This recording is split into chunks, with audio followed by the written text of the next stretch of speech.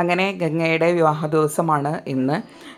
ഗംഗ ഒരുങ്ങി വിവാഹ നിശ്ചയത്തിന് വന്നിരിക്കുമ്പോഴാണ് ഒരു കുഞ്ഞ് അച്ഛാ എന്ന് വിളിച്ചുകൊണ്ട് ഈ വരൻ്റെ മടിയിലോട്ട് കയറിയിരിക്കുന്നത്.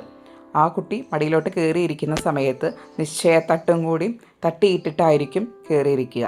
അപ്പോഴാണ് എല്ലാവർക്കും മനസ്സിലാകുന്നത് ഈ ഗംഗയുടെ വരൻ ഓൾറെഡി വിവാഹിതനും അയാൾക്കൊരു കുഞ്ഞുമുണ്ടെന്ന്. പക്ഷേ അവർ ഇത് രഹസ്യമായിട്ടൊന്നും വെച്ചിട്ടുണ്ടായിരുന്നില്ല. അവരിത് ജയബാലനോട് പറഞ്ഞിട്ടുണ്ട്. പക്ഷേ ഈ ഒരു സിറ്റുവേഷൻ ആയപ്പോൾ ശാരദയ്ക്ക് തീർത്തും ഒരു കൺഫ്യൂഷനായി. എന്ത് ചെയ്യും എന്നാലോചിച്ചിട്ട്. പക്ഷേ ശാരദ വളരെ നല്ലൊരു തീരുമാനം അപ്പോൾ എടുക്കുന്നുണ്ട്.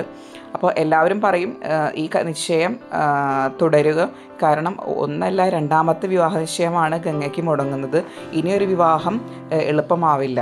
അപ്പോൾ ശാരദ അനൗൺസ് ചെയ്യാണ്, അതായത് എൻ്റെ മകളെ എൻ്റെ അരവിന്ദേട്ടൻ്റെ സഹോദരി സുജാതയുടെ മകൻ വിനീത് ഇനി വിവാഹം കഴിക്കും.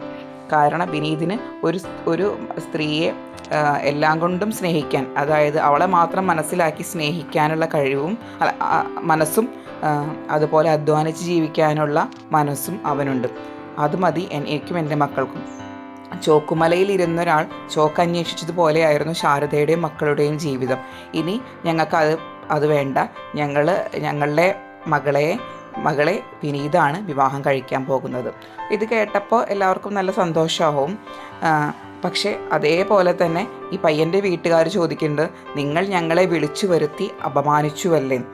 അപ്പോൾ കാവേരി പറയും, ഞങ്ങളല്ല നിങ്ങളെ വിളിച്ചു വരുത്തി അപമാനിച്ചത്, നിങ്ങളുടെ ഈ സുഹൃത്തായ ജയബാലനാണ്. കാരണം നിങ്ങൾ എല്ലാം അവരോട് തുറന്നു പറഞ്ഞിരുന്നെങ്കിൽ കൂടി ഞങ്ങൾക്ക് ഇതൊന്നും അറിയില്ലായിരുന്നു. അങ്ങനെ വരൻ്റെ വീട്ടുകാർ ഇറങ്ങിപ്പോവുകയാണ്. ഇറങ്ങിപ്പോകുമ്പോൾ ആ കുഞ്ഞിൻ്റെ കൈ തട്ടിയിട്ട് അരവിന്ദൻ്റെ ചുമരിൽ തൂക്കിയിട്ടുള്ള അരവിന്ദൻ്റെ ഫോട്ടോ താഴേക്ക് വീഴും. ആ ഫോട്ടോ എടുത്തു കൊടുക്കുന്നതും ജയബാലൻ തന്നെയാണ്. അപ്പോഴാണ് ശാരദ തിരിച്ചറിയുന്നത് ഈ ഫോട്ടോയുടെ പിന്നിൽ അരവിന്ദൻ സ്വന്തം കൈ കൊണ്ട് എഴുതിയ കാര്യം, അതായത് എന്നെ ചതിച്ചത് എൻ്റെ സുഹൃത്താണെന്നുള്ള കാര്യം ശാരദ അത് കാണുന്നു, അത് മനസ്സിലാക്കുന്നു. അപ്പോൾ ശാരദ ജയബാലനോട് പറയും, ഈ ഫോട്ടോ ഇനി ഇവിടെ വെക്കേണ്ട ആവശ്യമില്ല, ഇത് നിങ്ങൾ കൊണ്ടുപോയിക്കോളും. അപ്പോഴും ജയബാലന് കാര്യം മനസ്സിലായിട്ടില്ല. അങ്ങനെ ശാരദ ഈ ഫോട്ടോ തിരിച്ചു പിടിച്ച് ജയബാലനെ കാണിച്ചു കൊടുക്കുകയാണ്. അപ്പോഴാണ് ജയബാലൻ മനസ്സിലാക്കുന്ന അരവിന്ദൻ എഴുതി വെച്ചിട്ടാണ് അതിനുശേഷമാണ് അരവിന്ദൻ മരിച്ചിട്ടുള്ളതെന്ന്. പക്ഷേ അവിടെ നിന്ന് എങ്ങനെയെങ്കിലും എന്തെങ്കിലും പറഞ്ഞ് തടി തപ്പണമല്ലോ. അപ്പോൾ അതിന് വേണ്ടി കുറേ ലൊട്ടിലൊടുക്ക് ന്യായങ്ങളൊക്കെ പറഞ്ഞ് ജയബാലൻ തടി തപ്പാൻ നോക്കുകയാണ്. അതുപോലെ പറയുന്നുണ്ട്, ഈ കാവേരിക്ക് എന്നോട് അസൂയയാണ്, ഇവള് കുറച്ച് പ്രശ്നങ്ങളൊക്കെ എൻ്റെ സഹോദരിയുടെ സ്ഥാപനത്തിൽ ഉണ്ടാക്കിയിട്ടുണ്ട് എന്ന് പറഞ്ഞിട്ട് ജയബാലൻ അവിടെ നിന്ന് തടി തപ്പാൻ പോവുകയാണ്.